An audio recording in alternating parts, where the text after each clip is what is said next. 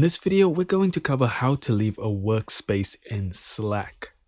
Now, first and foremost, to leave a workspace on Slack, what you need to do is just go to whichever workspace on the left-hand sidebar, click on it, and you will see Leave Group. If you are like me and you don't see Leave Group, that's because number one, the one that says SM is my default group. And number two, the one that says Y is one that I was invited to using my IDP.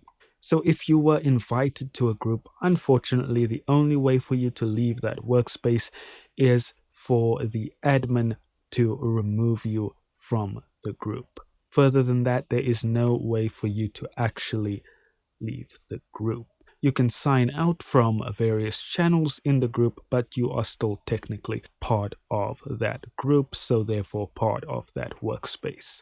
So yes, if you do fall in that category, unfortunately, you're going to need to have a chat with the admin. And that's all there is to it. Thank you so much for watching. Don't forget to hit like and subscribe, and I'll see you in the next video.